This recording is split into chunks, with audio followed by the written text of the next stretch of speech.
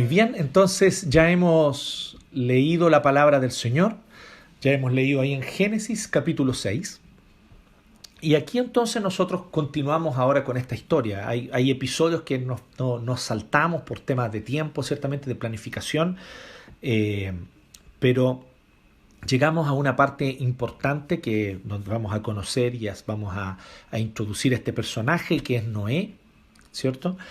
Pero recordando que esta es una gran historia cuyo protagonista es Dios. Y vamos a hablar sobre la extensión, sobre la expansión del mal, sobre cómo el mal se expande. Y lo que vamos a ver hoy aquí en el capítulo 6 de Génesis sobre cuando el mal, la rebeldía se expande, ya nos da la pauta en las primeras palabras del versículo 1. El versículo 1 dice: cuando los seres humanos comenzaron a multiplicarse sobre la tierra, y ahí cuenta lo que viene a continuación, que ya vamos a hablar sobre eso. Lo que nosotros vemos es que, a grandes rasgos y resumidamente, sin embargo, cuando los seres humanos comenzaron a multiplicarse sobre la tierra, empezaron a cometer muchos actos de maldad, de crueldad, de desobediencia a Dios, de rebeldía contra Dios. Pero multiplicarse era parte del plan de Dios. Entonces ya de inmediato nosotros vemos que de entrada este capítulo nos presenta esta gran verdad. La manera como Dios creó, la manera como el Señor diseñó el mundo es irrompible. No puede irse contra lo que Dios estableció. Las leyes que rigen nuestro universo son leyes ordenadas por Dios. Y por lo tanto debemos ceñirnos a ellas y de hecho estamos ceñidos a ellas, lo queramos o no lo queramos. Siguiendo y entendiendo las leyes del universo en el ámbito físico, químico, por ejemplo, es como nosotros logramos también un cierto desarrollo tecnológico, al comprender estas leyes, cómo funcionan y saber cómo usarlas para el beneficio humano, para los propósitos humanos. Pero no podemos nosotros cambiar las leyes están allí establecidas. Por eso también es verdad con las leyes morales que Dios estableció en el universo y con las leyes espirituales que Dios estableció en el universo y en esta creación, en este reino. Y Dios estableció desde el inicio que en este reino, varón y mujer, creados a imagen y semejanza de Dios, fueron puestos para crecer y multiplicarse. Y al multiplicarse, llenar la tierra y gobernarla. O sea, ser un reflejo de la gloria de Dios, imagen y semejanza de Dios, y multiplicarse sobre la tierra para llenar la tierra de esta gloria de Dios. Y esta gloria de Dios se muestra ¿cómo? Esta gloria de Dios se muestra en el cuidado amoroso del hombre y de la mujer sobre la creación, en el trato de amor unos con otros, con nuestro prójimo, reflejando así la gloria de Dios y reflejando así el carácter de Dios. El propósito de Dios era que nos multipliquemos. No hay ningún mal en que el ser humano se multiplique sobre la tierra. Todo lo contrario, es mandato divino que el ser humano se multiplique sobre la tierra. El problema es el cómo nos multiplicamos. La serpiente astutamente corrompió el corazón humano, o no ella corrompió, sino más bien nos tentó para ser corrompidos, y la serpiente astutamente entró donde tenía que entrar para dañar y echar a perder el reino que Dios había hecho perfecto. Y entró por el corazón humano. Y allí entonces, al tentarnos, el ser humano se deja seducir, se rebela contra Dios, y esta rebelión, el pecado, es el gran parásito del reino. El parásito no vive por sí solo, no puede existir por sí solo, tiene que alojar en un huésped, y una vez que aloja en ese huésped, daña al huésped, lo enferma. Eso es el pecado. Esa es la maldad. El mal existe en el mundo, el mal existe en la creación, el mal existe en la sociedad, el mal existe en mi corazón y en tu corazón, pero el mal es un parásito que viene para infectar, dañar, para hurtar, matar y destruir, pero que no tiene poder para crear, sino solo para dañar y echar a perder lo creado.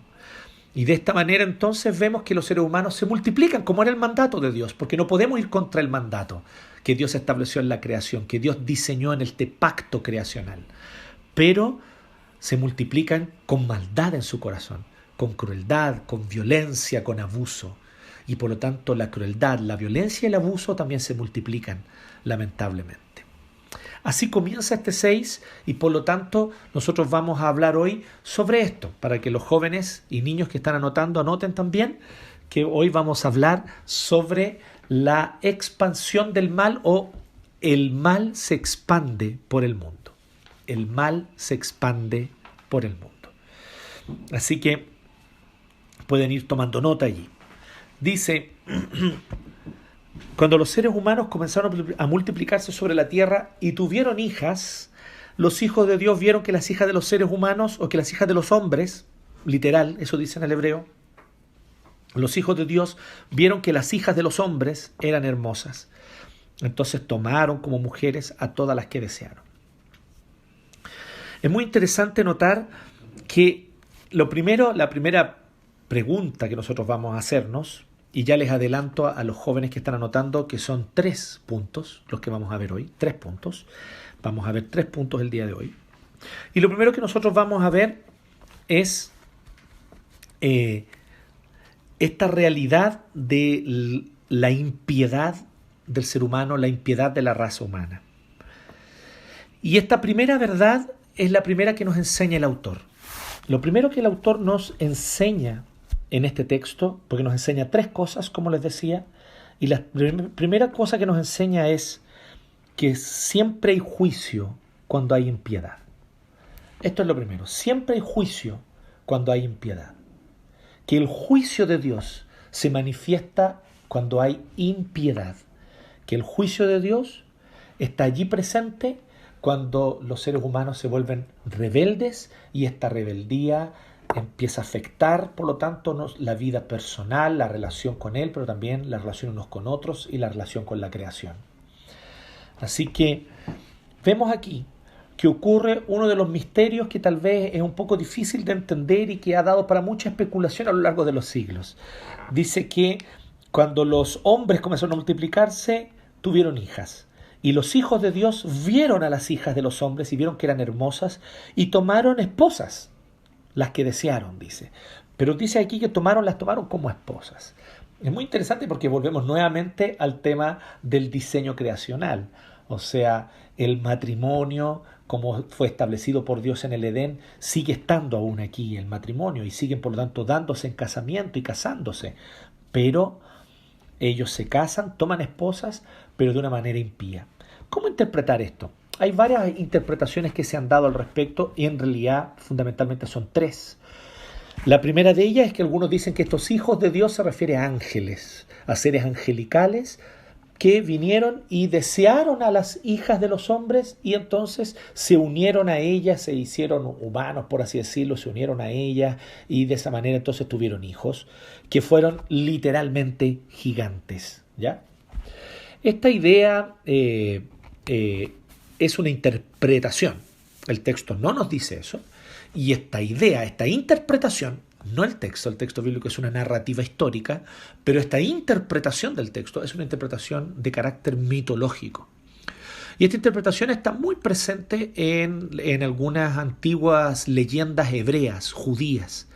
Y por causa de la antigüedad de esta idea, algunos dicen, entonces esto debe ser cierto, debe haber sido así. Algunos incluso se entusiasman porque dicen, si es una leyenda judía debe ser cierta. Pero hay cosas que hay que tener claras aquí.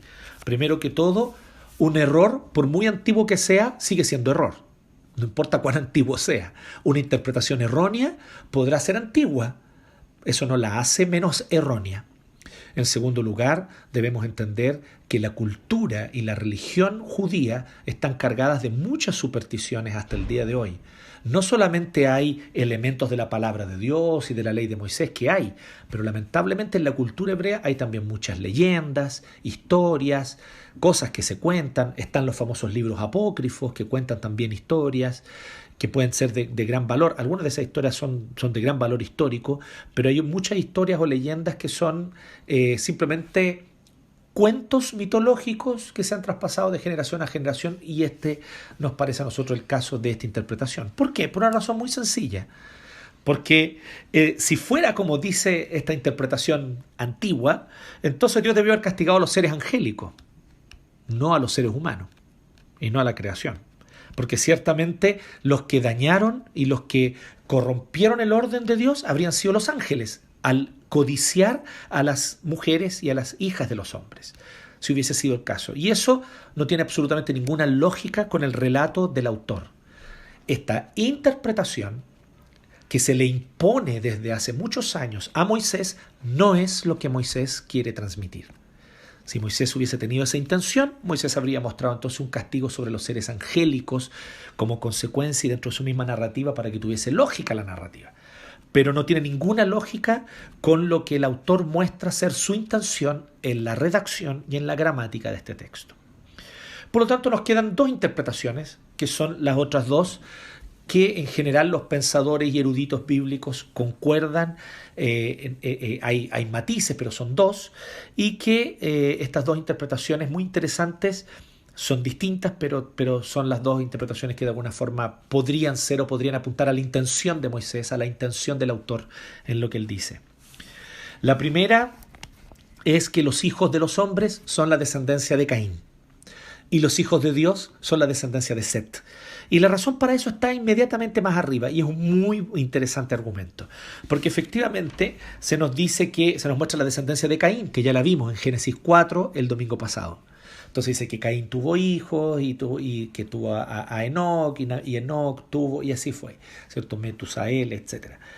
Pero luego no leímos este capítulo, ustedes lo pueden leer después en su casa. El capítulo 5 comienza con la descendencia de Set. Pero la descendencia de Set no dice así, esta es la lista de los descendientes de Adán, o este es el Toledot, la historia de Adán. Pero lo interesante es que no comienza con Adán, comienza con Dios. Dice, Dios creó al ser humano a su imagen y semejanza. Luego, Dios creó a Adán. Adán tuvo un hijo a su imagen y semejanza, que se llamó Set. Set tuvo un hijo, y su hijo tuvo un hijo, y así. Entonces, si uno ve la genealogía no comienza con Set, ni siquiera comienza con Adán, comienza con Dios. Entonces, literariamente, dicen algunos, Moisés está tratando de decirnos que esta es la descendencia de los hijos de Dios, los que invocan el nombre de Jehová. Mientras que las hijas de los hombres serían las hijas de la descendencia de Caín y después incluso de Lamec, que nosotros conocimos y vimos a Lamec la semana pasada, que fue este hombre impío que se jactaba y cantaba acerca de sus fechorías y de su crueldad. Bueno, esta es una posible interpretación y es muy interesante notarla. Si así fuera, entonces, el pecado que colmó la paciencia de Dios fue lo que en el Nuevo Testamento se llama yugo desigual. O sea, que un creyente en el Señor, que le sirve y que le adora, se une en matrimonio con una persona, con un cónyuge que no cree en el Señor, que es pagano, que es idólatra, que no adora a Dios, que no adora al Señor Jesucristo. En el caso del Nuevo Testamento. Entonces, el yugo desigual se aplica en ese contexto. El mandato del yugo desigual en el Nuevo Testamento se llama así yugo desigual, sin embargo es un mandato muy antiguo, está presente para el pueblo de Israel aquí, desde Moisés. Entonces no sería extraño que Moisés, que es el mismo que recibe esta ley y que ordena esta ley de parte de Jehová a los israelitas de no casarse con mujeres extranjeras que son idólatras, el problema no es étnico propiamente, el problema no es propiamente racial, el problema es religioso, es que nuestros hijos deben ser criados en el temor de Jehová. Y nuestros hijos solo son eficientes y efectivamente criados en el temor de Jehová cuando papá y mamá adoran a Jehová y tienen temor de Jehová. Esto es un principio básico, es causa-consecuencia, es causa-efecto de la manera más sencilla y natural. Por lo tanto, Dios, previendo de que la próxima generación tenga el temor de Jehová, se les traspase el conocimiento del Señor, Dios entonces hace prohibiciones muy estrictas desde el Antiguo Testamento con respecto a creyentes que se unen en matrimonios con personas que no son creyentes y que no temen al Señor. Es lo que se llama yugo desigual. Por lo tanto, aquí habría sido el pecado que colmó la paciencia de Dios, habría sido el yugo desigual. Muy interesante interpretación y muy válida. La otra nos dice otra cosa. Nos dice que en realidad la expresión hijos de Dios, que se utiliza en otras partes de la Biblia, una vez se utiliza para hablar de seres angélicos, con respecto a esta primera interpretación que yo les dije mitológica, pero solo una vez. Pero varias veces en el Antiguo Testamento la expresión hijos de Dios es una manera de expresarse con respecto a reyes, a personas del linaje real, que son poderosos, que tienen dominio sobre otros y por lo tanto continúan este linaje. Y es una expresión que era común en el contexto del Oriente Medio, el contexto semítico donde se escribe esto, para referirse a reyes. Lo interesante entonces es que al parecer el pecado que está diciendo aquí, y esto se condice ya no con el contexto anterior, sino con el contexto posterior, es que habrían habido actos de violencia muy grandes en los cuales hombres poderosos, que usaban el título hijos de Dios, que eran reyes, ellos venían y escogían mujeres y se casaban con ellas, pero no se casaban con una primero, sino con varias. Es interesante la expresión, dice que tomaron como mujeres a todas las que desearon. Está bien traducida ahí la NBI, porque esa es la intención en el hebreo, que vinieron y escogían, es como que venían y escogían tú, ¿con quién me caso? ¿Cierto? Con esta sí, con esta no, ¿cierto? Arroz con leche me quiero casar. Entonces, de alguna forma, es como si ellos vinieran y de manera tirana, estos hombres, porque tenían poder, porque tenían ejército, porque tenían fuerza, venían y tomaban mujeres. Claro, se casaban con ellas, las hacían parte de su harem, pero era un acto ciertamente de opresión y de violencia contra otros pueblos, pero principalmente y gravemente contra las mujeres, las cuales no tenían ninguna opción, ¿cierto? No tenían ninguna decisión, no tenían nada que decir si sí o no, si estaban de acuerdo, si querían o no casarse. Simplemente estos hombres poderosos venían, conquistaban un lugar, conquistaban una aldea, se imponían por la fuerza, y si les gustaba una niña, si les gustaba una jovencita, tú eres parte de mi harén, y la hacían parte de su harén, con todos los abusos psicológicos, físicos, sexuales que esto implica. Por lo tanto, estos hijos de Dios serían reyes poderosos que, viendo a hijas de hombres que ellos desearon, las deseaban y las tomaban por esposas. Claro, las hacían esposas, pero en una forma totalmente contraria al plan de Dios. Aquí vemos nuevamente lo que decíamos, el hombre corrompiendo el mandato. El mandato creacional sigue estando ahí. Se casan los seres humanos, pero el mandato creacional es corrompido por el ser humano a causa de su pecado. Entonces, ¿cuál es la corrupción? Toman más de una esposa, toman toman un harem de esposas. El punto es que si este es el caso, entonces se condice bastante bien con lo que dice posteriormente toda esta sección y esta historia de Noé, porque se habla mucho sobre la violencia de los seres humanos. Se habla mucho sobre actos de violencia y se habla mucho sobre la opresión. Por lo tanto, ya no sería simplemente el yugo desigual, sino incluso la violencia. Cualquiera de las dos interpretaciones son válidas, honestamente, y creemos que es importante ahí cada uno estudiar y hacer también su pega de repasar al respecto. Si ustedes se dan cuenta, las dos interpretaciones es un poco difícil compatibilizarlas, pero no se contradicen en lo esencial. ¿Y qué es lo esencial? Lo esencial es que los seres humanos pecaron contra el Señor, se rebelaron contra un orden creacional, manifiestan su rebeldía contra el Señor, manifiestan su impiedad a través de estos actos. Y eso es lo que colma la paciencia de Dios. Y es por eso que la primera interpretación que yo les decía no tiene cabida, porque no se encaja en esto de que los seres humanos hayan cometido alguna impiedad. Habrían sido ángeles los que hubiesen cometido la impiedad, no los seres humanos. Por lo tanto, los seres humanos cometieron una impiedad. Y la impiedad de los seres humanos lleva al juicio. Así que esto es lo primero que Moisés nos transmite. Siempre hay juicio cuando hay impiedad, como decíamos. Ya mencioné este primer punto y solamente estamos ahondando en él. Tomaron como mujer a todas las que desearon, pero el Señor dijo, mi espíritu no permanecerá en el ser humano para siempre. Es una palabra muy difícil de traducir. No permanecerá. Es una palabrita hebrea que aparece solo aquí y que no se sabe muy bien cómo poder traducirla porque no hay otros usos de ella en el Antiguo Testamento. Pero una antigua traducción lo traducía de la manera que en general los eruditos concuerdan. No seguirá sustentando, no seguirá dando sustento. Había una traducción que decía no contenderá, o sea, no estará ahí todo el tiempo luchando con mantener y sustentar al ser humano. Y esto se basa en lo siguiente: toda la vida en la tierra proviene del aliento de Dios, toda la vida en la tierra es dada por Dios. Y el Espíritu de Dios nos da vida a nosotros como seres humanos, y ciertamente es el aliento de Dios también el que sustenta la creación, como dice el Salmo 104 también y otros textos. Entonces, cuando dice mi espíritu no contenderá en el ser humano para siempre, lo que quiere decir es que yo no voy a seguir sustentando al ser humano, yo no voy a seguir dándole vida. Eso es lo que está diciendo. Porque no es más que un simple mortal. Así que le doy 120 años.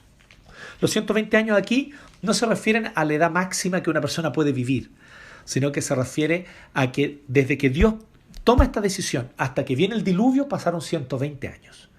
Hubo 120 años de plazo para que Noé construyera el arca, para que los hombres pudieran ver a Noé construyendo el arca y le preguntaran ¿qué estás haciendo? Y Noé pudiera hablarles del juicio futuro. Pero como sabemos y conocemos la historia, no creyeron. Solamente Noé con sus hijos y sus nueras se salvaron, ¿sí? 8 personas en total. Pero Dios muestra, aún allí, aún en su juicio, muestra un juicio compasivo. Le da 120 años, no solo para que Noé construya el arca, sino también para que sirvan de advertencia a la humanidad perdida. Así que dice, cuando los seres humanos comenzaron a multiplicar sobre la tierra, tuvieron hijos, los hijos de Dios vieron que las hijas de los seres humanos eran hermosas, tomaron las que desearon, pero el Señor dijo, ahora traeré juicio. Y dice más, que al unirse los hijos de Dios con las hijas de los seres humanos y tener hijos con ellas, nacieron gigantes. La palabra aquí gigantes se refiere a hombres fuertes, se refiere a fuertes. También es una palabra bastante peculiar que aparece en algunos otros lados, pero de muy poco uso. Y la palabra a la que se refiere es personas poderosas, héroes, por así decirlo, héroes de la antigüedad. Y esto nos habla de porque lo dice de una manera negativa, si ustedes se fijan. Dice que les nacieron hombres poderosos, que fueron los famosos héroes de antaño. A partir de entonces hubo gigantes en la tierra, hubo hombres poderosos. Los hombres poderosos son una tradición en la humanidad. Los hombres poderosos son aquellos que se imponen con la fuerza sobre otros. Son aquellos que, teniendo algún tipo de poder, generalmente, y en la antigüedad sobre todo, un poder militar, un poder de fuerza física, teniendo algún poder económico, teniendo poder político, tal vez en estos días, vienen y se imponen para beneficiarse ellos personalmente de la opresión sobre un gran grupo de gente a los cuales oprimen. Esta es la idea de los gigantes. Por lo tanto, no necesariamente se refiere a gigantes literales. Si bien es verdad, y la Biblia da cuenta de esto, de que existían hombres muy altos. Y es posible que estos hombres también estuvieran, como Goliat y otros hombres que eran de una altura y de una complexión física, bastante importante, digamos, eran personas fuertes. Así que al parecer había una combinación. Hablamos de tiempos antiguos donde el poder militar, el poder político, el poder social se asocia también con el poder físico, con la fuerza. Y así que estos hombres que nacieron fueron hombres arrogantes. Esta es la arrogancia. Ellos venían y conquistaban lo que querían. Ellos venían y deseaban algo y lo obtenían. Ellos querían algo e iban tras eso. Y ellos se jactaban de su poder. Gigantes. Ya más adelante nosotros vamos a ver que existe un hombre que corresponde muy bien con este tipo de descripción que se llama Nimrod, que fue el que dirigió la construcción de la Torre de Babel.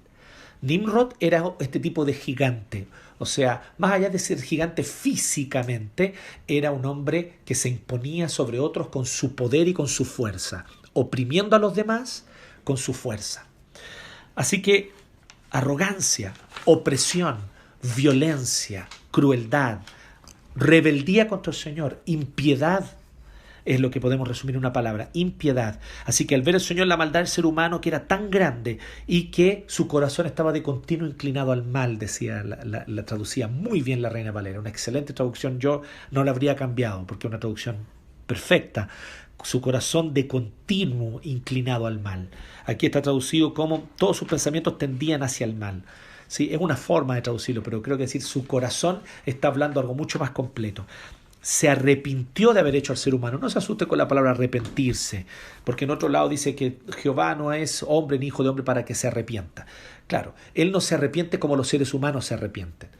Nosotros nos arrepentimos porque no conocemos las consecuencias de lo que hacemos, porque en nuestra necedad cometemos pecados y cometemos nosotros actos de rebeldía, y entonces cuando chocamos con las consecuencias nos duele y nos damos cuenta, oh, lo que hice estuvo mal, y entonces tratamos de enmendar nuestro camino porque no sabíamos o no teníamos claridad o porque fuimos porfiados, pero aún así no teníamos toda la claridad de cómo iba a ser el desenlace de las cosas. Dios no es así. Dios es omnisciente, todo lo conoce. Dios es omnipotente, todo lo hace según su voluntad, es soberano. ¿Cómo un ser divino, Dios, que es omnisciente, todo lo conoce, que es soberano, todo lo hace según su beneplácito, según su propósito, y que es todopoderoso, se arrepiente? No tenemos claro, no tenemos respuesta a eso. Pero una cosa sabemos, que de alguna forma, que no niega ni su omnisciencia, ni su perfección, ni su soberanía, Dios se arrepintió. La manera más común, como muchos han dicho, es que aquí se está tratando de expresar el lenguaje humano, un sentimiento que Dios tuvo, que nosotros no sabemos bien cómo expresarlo, no sabemos bien, nuestra mente no puede entenderlo, así que se expresa el lenguaje humano, dicen algunos. Es posible, es una manera muy posible de entender esto. Entonces es que Dios se arrepintió, una manera de expresar el dolor que Él sintió. Es una manera de que nosotros, seres humanos, podamos entender lo que le pasó a Dios. Pero el punto es que aquí muestra claramente los sentimientos de Dios. Muestra que Dios le duele, que Dios sí tiene emociones y que estas emociones no son incontrolables como en el caso nuestro. Pero estas emociones que están en perfecta armonía con todos los perfectos atributos de Dios, incluyen el dolor por el pecado humano y el dolor por haber hecho al ser humano. Y dice, voy a borrar de la tierra al ser humano y más, por causa del orden pactal, del orden creacional. También haré lo mismo con los animales, los reptiles y las aves del cielo. ¿Por qué? Porque estaban bajo el dominio del ser humano. Esto se condice perfectamente con lo que decía en un episodio anterior que nosotros vimos, donde Dios pone al ser humano al cuidado de ¿quiénes? Al cuidado de los animales, los reptiles y las aves del cielo. Y aquí dice que entonces Dios decide que quiere eliminarlos y los va a eliminar. Me arrepiento de haberlos creado. De nuevo está la expresión. Me duele en el corazón. Dios siente algo que no sabemos cómo expresarlo ni cómo entenderlo humanamente. Así que usamos una palabra humana para tratar de expresarlo. Me arrepiento. Pero vuelvo a decir, Dios se mantiene soberano, todopoderoso y omnisciente. Pero Él se arrepiente de haberlos creado. Pero Noé contaba con el favor del Señor. Siempre hay juicio cuando hay impiedad. En segundo lugar, nosotros vemos una pequeña parte, ¿cierto?, del 9 al 17. Vemos que Dios entonces habla de Noé. Y aquí comienza el Toledot de Noé. La sección que nosotros estamos leyendo es justo el final del Toledot de Adán, que comenzó en el 5.1.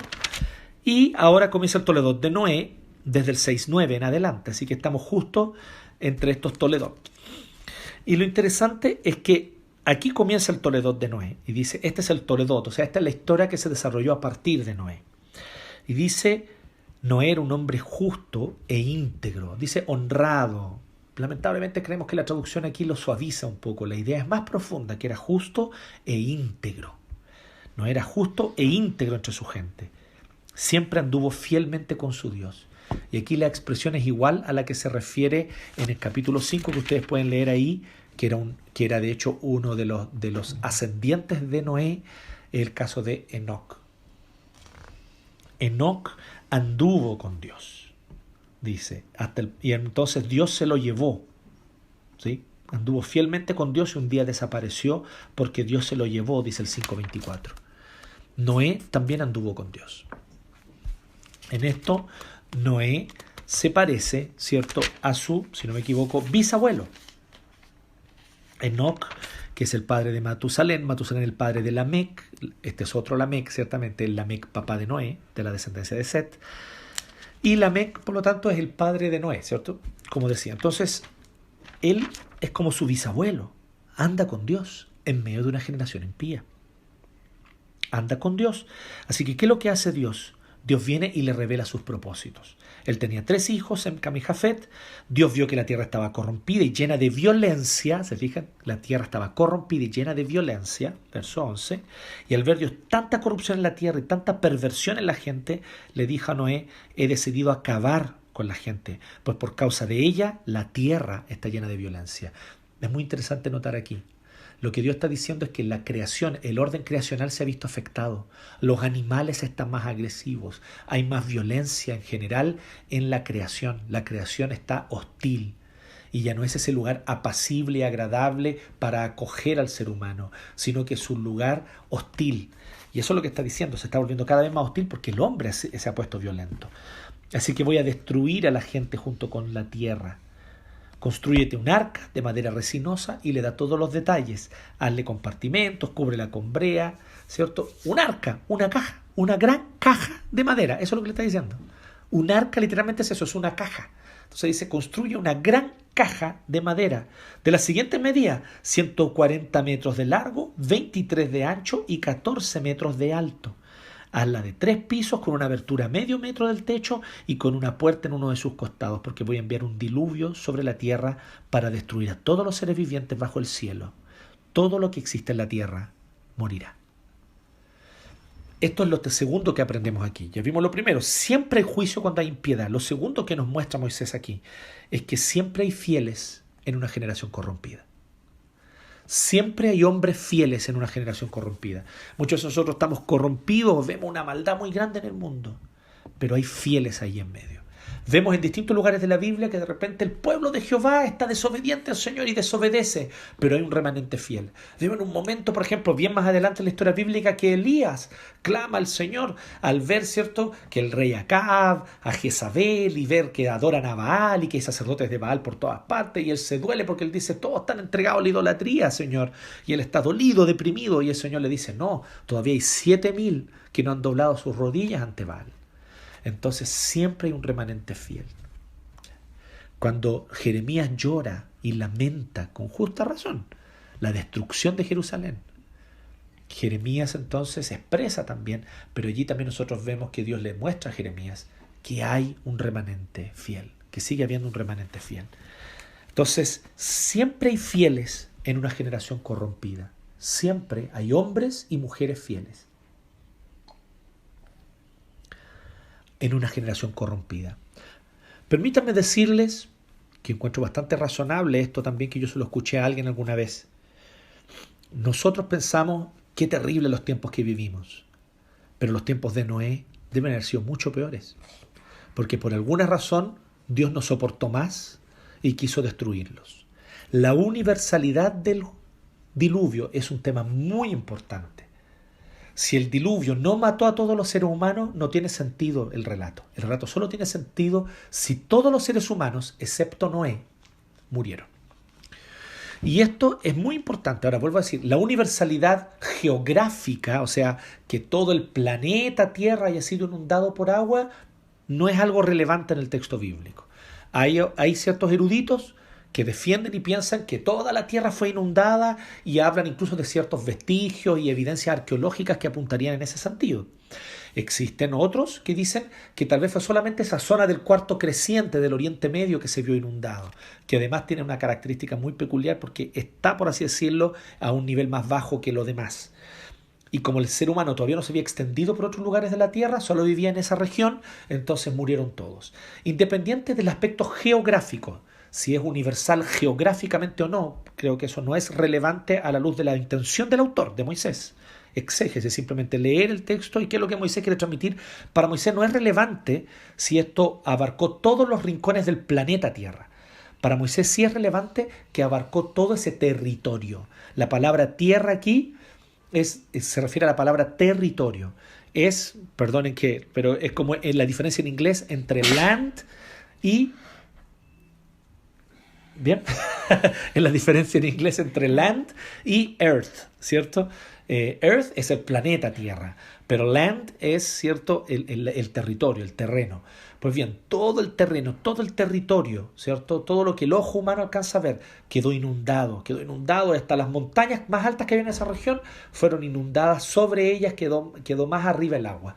Así que fue una lluvia descomunal por 40 días sin parar que inundó toda esa región y que ciertamente debe haber estado acompañado de otros tipos de cataclismos como terremotos y otras cosas más que deben haberse producido con un tipo de fenómeno climático como este, digamos.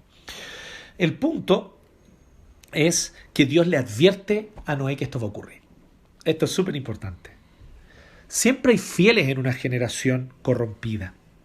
Pero lo interesante es que a estos fieles Dios les revela sus propósitos. Dios no viene y sorpresivamente de la nada, juicio. No, Dios nunca hace eso. Incluso cuando en el Nuevo Testamento Él dice que vendrá como ladrón en la noche, se refiere a que no sabemos el día ni la hora. Es explícito, no sabemos el día ni la hora. Pero estamos todos advertidos que el Señor va a volver. No podemos decir que el Señor no nos ha advertido o no lo ha dicho. Él es muy claro en eso. Pues bien, aquí nosotros vemos que sigue este mismo principio. Dios siempre tiene fieles y a estos fieles, Dios les muestra, les revela, les cuenta sus propósitos. Así que siempre hay fieles en una generación corrompida. Esto es lo segundo que nos muestra Moisés. Y en tercer y último lugar, del 18 al final, nosotros vemos, pero contigo estableceré mi pacto. Le dice ahora a Noé, pero contigo estableceré mi pacto, y entrarán en el arca tú y tus hijos, tu esposa y tus nueras. Haz que entre en el arca una pareja de todos los seres vivientes, es decir, un macho y una hembra de cada especie para que sobrevivan contigo. Contigo entrará también una pareja de cada especie de aves, de ganado y de reptiles, para que puedan sobrevivir. Un autor de apellido Whitcomb dice que es probable que hayan entrado al arca y Dios los haya hecho hibernar, ¿sí? Es probable, ¿sí? Porque dice, ¿cómo todos estos animales todos distintos en el arca por 40 días y no se comió uno al otro, digamos? ¿Cierto? Bueno, al parecer los habría hecho hibernar a todos ellos. Y dice entonces, contigo entrará también una pareja de cada especie de ave, ganado o reptiles para que puedan sobrevivir. Recoge además toda clase de alimento y almacénalo para que a ti y a ellos les sirva de comida. Y Noé hizo todo según lo que Dios le había mandado. Noé no era justo por sus propios méritos. Noé no era íntegro íntegro por sus propios esfuerzos. La gracia de Dios había hecho de Noé un hombre justo e íntegro. Y Noé, imitando a su bisabuelo, había aprendido a caminar con Dios, a andar fielmente, al igual que Enoc, que incluso no vio la muerte porque Enoc fue llevado. Pero en el caso de Noé, que sí vio la muerte, durante toda su vida caminó fielmente con Dios. Así que vemos que, como decíamos, hay fiel a una generación corrompida, pero también vemos algo importante, que como Dios le ha manifestado esta gracia a Noé, Dios también le manifiesta una gracia que es parte de esto y que lo acompaña. A través de Noé va a empezar de nuevo la humanidad. No sin corrupción, no sin pecado. Vamos a ver que el pecado sigue allí. Vamos a ver que Cam muestra un corazón pecaminoso y malvado, que era uno de los hijos de Noé. Pero también vemos que la maldad después se sigue extendiendo. Vamos a hablar sobre Nimrod, por ejemplo, que yo ya les mencioné, pero más adelante vamos a hablar de él. Nimrod, que dirigió y ordenó la construcción de la Torre de Babel. Vemos entonces que la maldad no se detiene, y ciertamente hoy día lo vemos, la maldad sigue allí. Pero Dios quiso hacer un nuevo comienzo.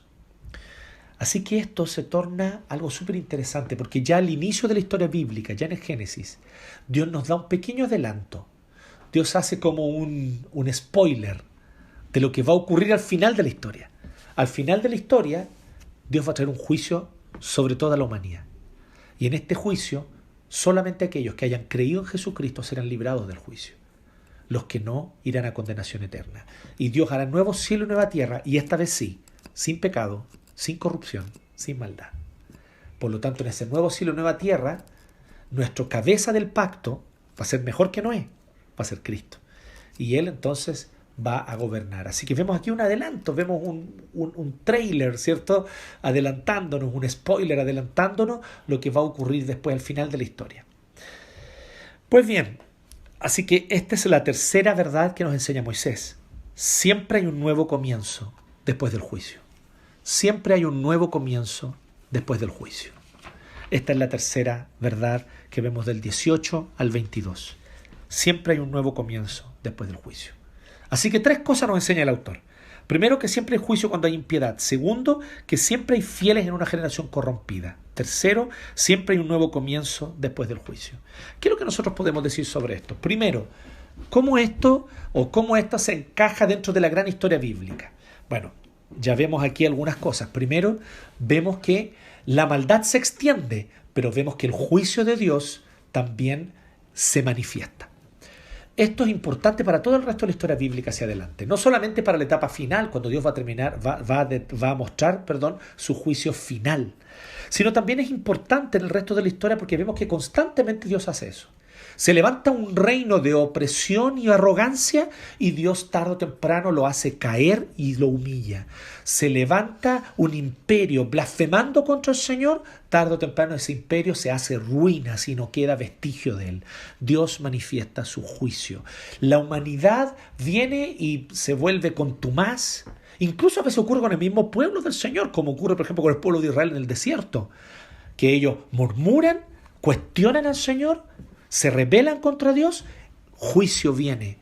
Entonces, ¿qué es lo que nosotros vemos? Vemos que aquí se establece uno de los principios importantes que se va a ver a lo largo de toda la historia bíblica, que Dios es un juez justo. Hoy día muchos se sorprenden y dicen, pero ¿cómo Dios va a ser tan cruel, tan rígido, tan duro de traer juicio? Queridos hermanos, mientras no entendamos la profundidad de nuestro pecado y la profundidad de nuestro desvío y la profundidad de nuestra rebeldía, no vamos a entender lo serio que es el juicio de Dios y la justicia del Señor. Y vamos a seguir viendo como actos, oye, estas historias antiguas que hablan de un Dios tan terrible y tan enojado y tan... No, simplemente nos muestra un Dios perfecto. Simplemente nos muestra un Dios majestuoso. Simplemente nos muestra el Dios en el cual tú has creído, en el cual yo he creído. El único digno de confianza. El único en quien podemos depositar nuestra vida, en las manos de Él. Un Dios justo. Si Dios no es justo, entonces ¿para qué confiar en Él? ¿En qué tipo de Dios hemos creído? Pero Él es justo. Y si Él es justo, Él castiga toda maldad de los hombres. Así que nosotros vemos que aquí se introducen estos dos temas importantes. La maldad humana que se expande y la crueldad y opresión que se expanden. Pero vemos también el juicio de Dios que oportunamente, tal vez no a nuestros ojos porque nuestro entendimiento es limitado.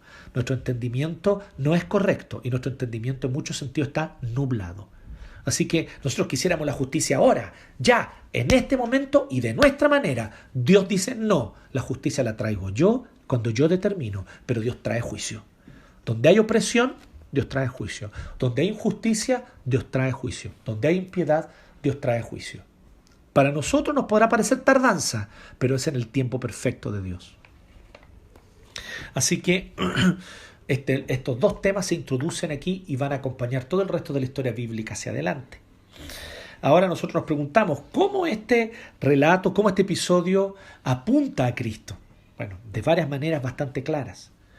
Una de ellas, primeramente, es el hecho de que Dios trae juicio.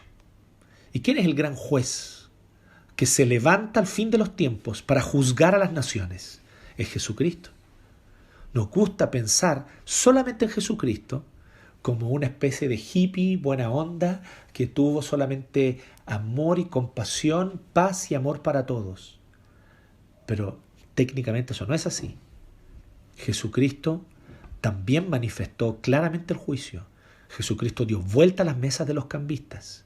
Jesucristo habló con palabras claras y duras contra fariseos y contra saduceos y maestros de la ley, llamándolos víboras, sepulcros blanqueados.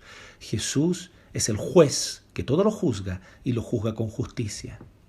Jesús es el juez que tiene compasión del que se arrepiente y con un corazón contrito y humillado reconoce su pecado. Pero si tú no reconoces tu pecado, si tú no te dueles por haber pecado contra el Señor, si tú no te dueles por tu rebeldía, no hay ni va a haber misericordia para ti. Al corazón contrito y humillado Dios no lo desprecia. ¿Cómo está tu corazón? ¿Arrogante? ¿Confiante en una gracia barata? ¿Que permanece y prevalece constantemente en el pecado sin arrepentimiento? Jesucristo tiene ojos como llamas de fuego, dice el Apocalipsis. Ojos como llamas de fuego, o sea, cuando Él ve algo y Él ve tu vida, Él ve con juicio y su juicio juzga y como fuego quema y destruye. Así es Jesucristo. Jesucristo es juez justo.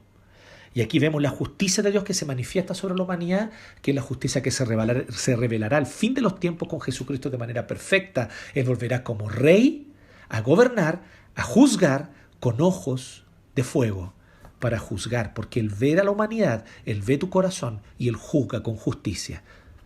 Por lo tanto, esto es lo primero que nos revela, pero también nos revela algo súper importante.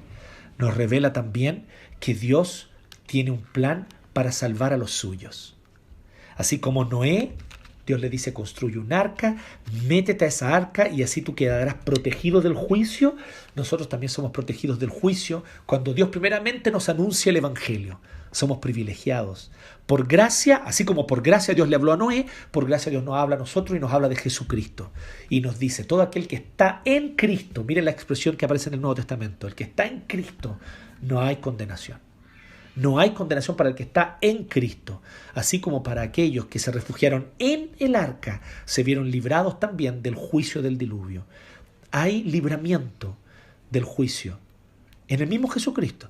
Jesucristo es el juez justo que juzga a todo aquel que no se arrepiente, a todo aquel que no se duele por su rebeldía y pecado, a todo aquel que no se vuelve de sus malos caminos.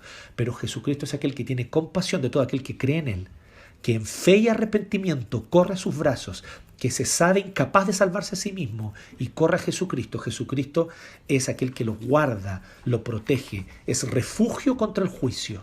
Ojo con esto, el juicio es de Dios. ¿Se fijan en eso? El juicio no lo trae otro ser. El juicio lo trae Dios. Es un juicio justo. Pero Dios también tiene compasión y protege a Noé. Fíjense qué importante, que es lo mismo que Dios hace con nosotros en el Evangelio de manera aún más clara y aún más perfecta. Dios es el que juzga y Dios es el que condena, pero es Él también el que tiene compasión de quienes se arrepienten y los protege y los guarda del juicio.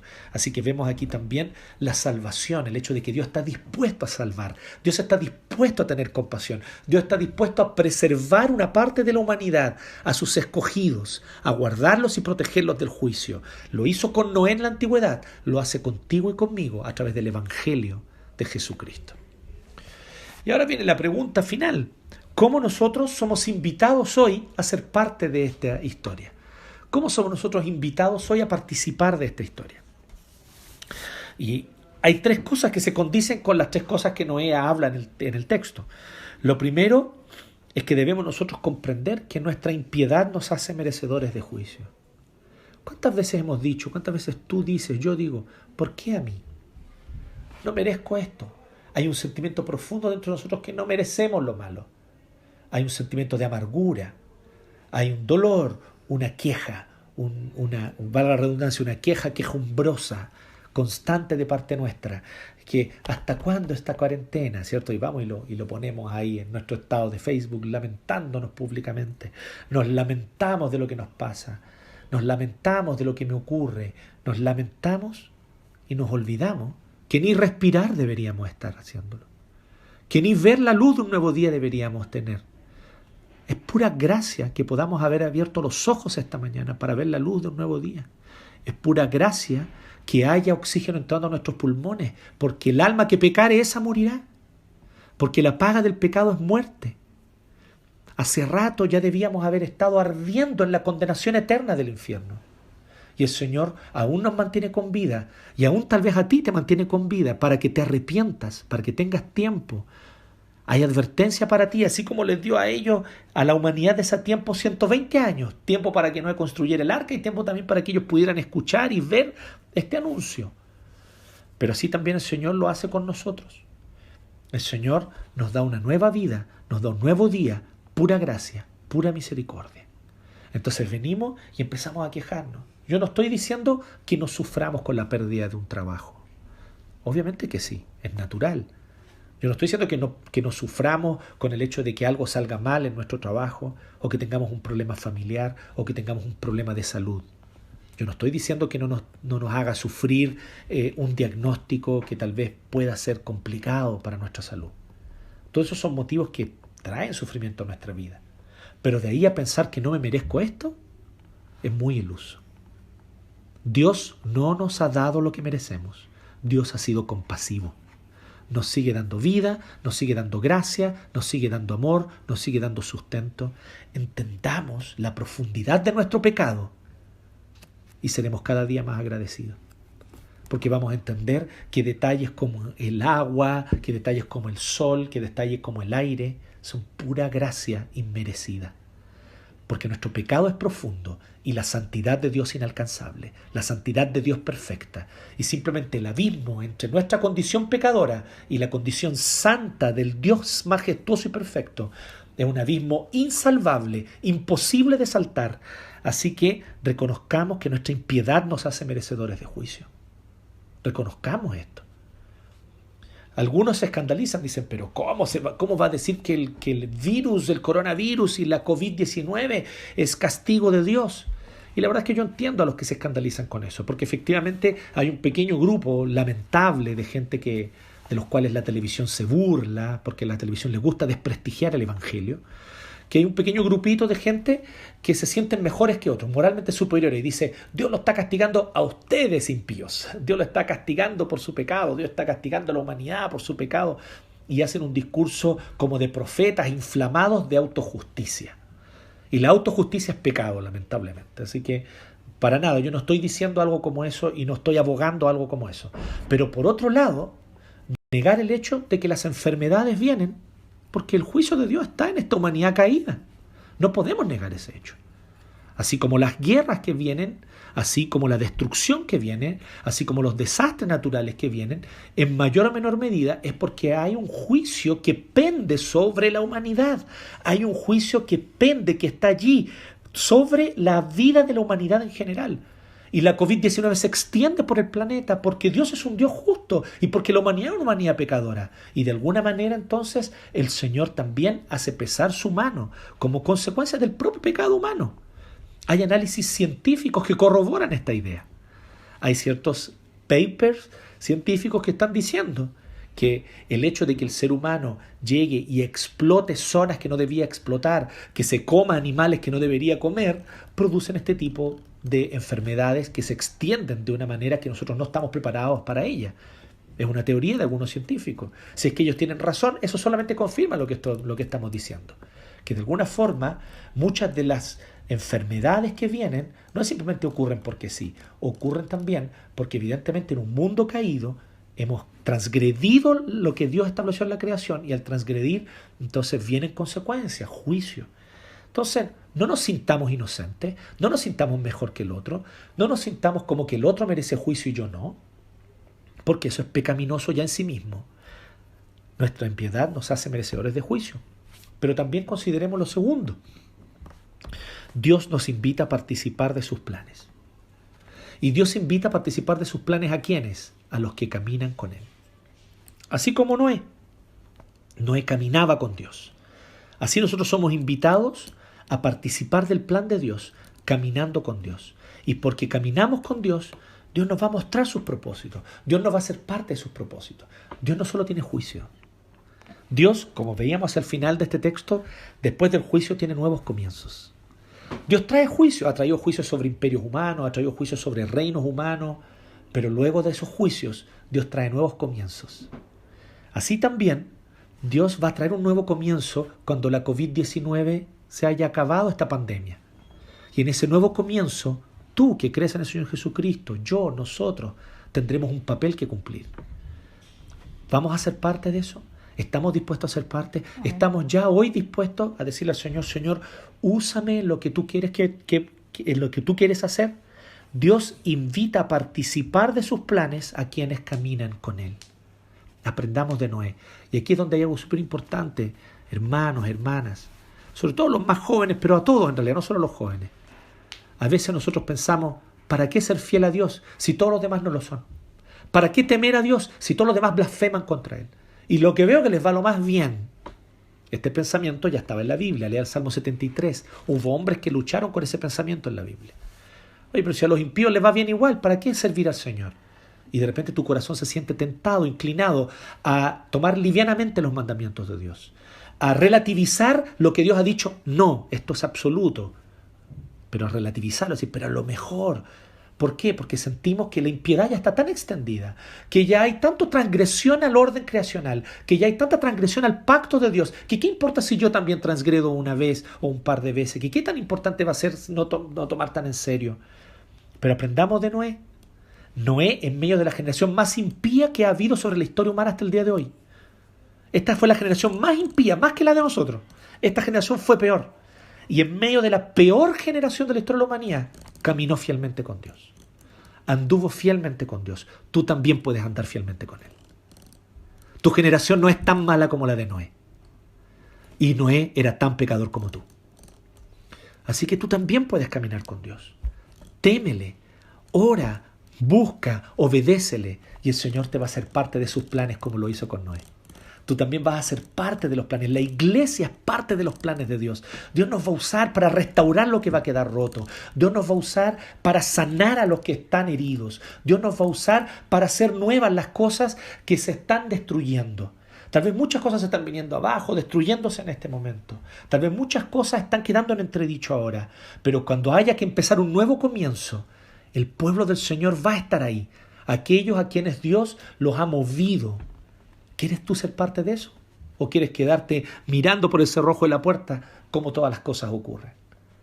Somos invitados a ser parte, como Noé fue invitado a ser parte. Dios invita a participar de los planes, de sus planes, a quienes quieren y a quienes caminan con Él. Y no olvidemos esto, los planes de Dios al final son compasivos. Sí, hay juicio. Sí, el juicio de Dios es severo. Sí, Dios es juez justo. Pero Dios siempre al final manifiesta su compasión. ¿No les parece maravilloso esto? Incluso en el juicio que vendrá, donde toda la tierra será destruida por fuego, Dios después de eso va a hacer una nueva creación, nuevo cielo y nueva tierra donde mora la justicia. Siempre hay nuevos comienzos. Y de esos nuevos comienzos, en esos nuevos comienzos Dios manifiesta su gracia, su bondad. Así que recordemos y miremos a Jesucristo. Jesucristo es la evidencia de que Dios tiene nuevos comienzos para todos nosotros. Jesucristo es la evidencia de que Dios tiene nuevos comienzos para todos nosotros. Jesucristo anunció nuevos comienzos. Jesucristo fue donde el rico opresor Zaqueo, al que todos querían linchar. Lo odiaban porque por culpa de corruptos como Zaqueo había gente empobrecida en Israel. Era grande la injusticia de Zaqueo. No vamos a justificar el pecado de Zaqueo. Es pecado oprimir al pueblo y hacerse rico oprimiendo a otros. Y Zaqueo lo hizo. Pero ¿cómo fue Jesús con Zaqueo? Bájate de ahí, esta noche cenaré contigo. Así el Señor restaura las cosas, con su compasión. El poder de la compasión nunca lo subestimes, mi hermano. Sobre todo tú, que tal vez en este último tiempo, y lo entendemos con justa razón, has visto tanta injusticia en nuestro país y te duele, y en estos últimos meses ves cómo la gente se manifiesta y dice, está bien que se manifieste porque está bien dar rienda suelta a la ira humana. No, no está bien porque en la ira humana no actúa la justicia de Dios. En la ira humana no actúa la justicia divina. Pero muchas veces nosotros vemos y decimos, perdemos la fe en estas cosas. El Señor nos invita hoy a tener fe. Mira en esto. Aquí era una humanidad opresora. Una humanidad donde personas simplemente porque eran más fuertes tomaban a las mujeres que querían y las esclavizaban. Donde hombres simplemente venían y oprimían a su prójimo y eran violentos contra ellos. Y venían y los esclavizaban para que trabajaran en sus campos y les produjeran beneficios a ellos. Una pequeña élite llena de poder económico, político, militar, oprimiendo a una gran población. Eso no es nuevo, eso no es del siglo XX, eso no es del capitalismo. Eso es naturaleza humana. Existe en el socialismo, existe en el comunismo, existe en el capitalismo y va a existir en cualquier sistema económico. Aunque cambien la constitución entera, la opresión humana no se va a detener mientras el corazón humano siga siendo el mismo.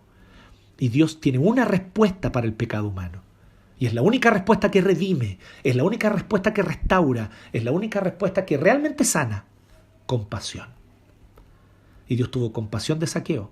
Bájate de ahí. Cenó con él. Nadie quería entrar a la casa de ese impío rico, pero él sí. ¿Y qué hizo Zaqueo? Ahí también vemos.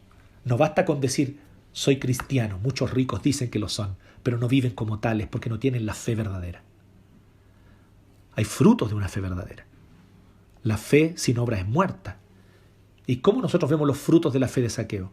Hoy me comprometo a que devolveré 4 veces a todos los que defraudé. Él lo que hizo fue restituir. Eso es arrepentimiento. Eso es fe. Eso es cristianismo verdadero. Pero recordemos, la compasión tiene más poder que la ira. Nunca subestimes el poder de la compasión. Y no te dejes llevar por la ira, menos si es ira de masas. Vemos la injusticia, la vemos. La Biblia condena la injusticia, la condena. Y nosotros tenemos deber de condenarla. Yo no estoy diciendo quédate callado, acepta las cosas como son, crúzate de brazos y deja que te pisoteen. Yo no estoy diciendo eso. Yo estoy diciendo que no hay mayor subversión, no hay acto más subversivo que los actos de compasión. No hay acto más subversivo y no hubo acto más subversivo en esta historia que el acto de Jesucristo derramar su sangre oprimido por el Imperio Romano. Y en ese derramamiento de sangre, Él lo que hizo literalmente fue salvar a la humanidad, fue salvar a esta creación y fue darnos una nueva vida.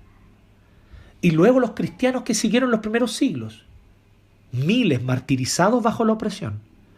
Fue su sangre la que construyó después una nueva sociedad que, con muchos defectos, con muchos problemas, no una sociedad perfecta, la sociedad perfecta será solo cuando Cristo vuelva, pero esa sociedad restauró muchas cosas que estaban perdidas en el Imperio Romano. Una sociedad de compasión, de cuidado hacia el prójimo, de compasión hacia los niños.